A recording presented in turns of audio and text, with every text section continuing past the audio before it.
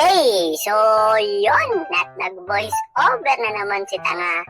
Nakala mo talaga may tira no?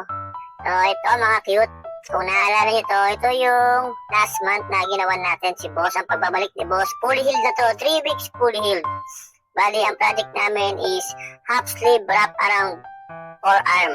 Bali, itong Japanese snake oriental ang aming project. Yung likod na part na ang aming gagawin. At plano niya is dagdagan namin ito ng Japanese character. Kaya yan! At maraming salamat na po agad muli, boss, kasi alam nyo ba ang ating bossing ay taga Muntinlupa pa. Bumalik siya ulit dito para muli magpatato dito pa sa Mandaluyong. Kaya yan! Doon pala, panalo na agad eh. Ito nga pala yung request ni boss na lagyan sa likod ng Japanese character. At tapos, doon na lang ipapasok yung buntot na hindi namin natapos, yung buntot ng ahas. Tapos yung background.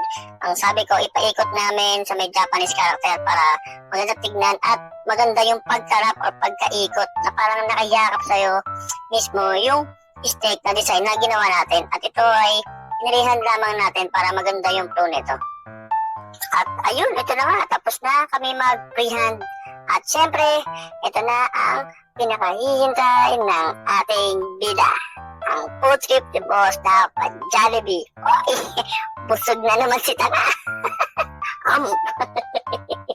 At syempre, after ng break time, balik tayo sa dudutan. At tinapos ko na nga dito yung pinakabuntot o dulo ng snake ng kanyang design at nag-freehand tayo ng background para mapuno na ang kanyang project na half-sleeve Japanese oriental na snake. At ayun, ito ay umabot ng 3 hours at ito na nga ang final result ng aming tattoo.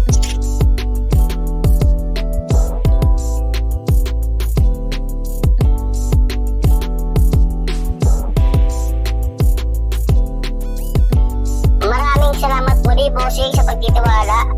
Until next project. So yun, kaya sa mga gustong magpatattoo dyan, magpatattoo na kayo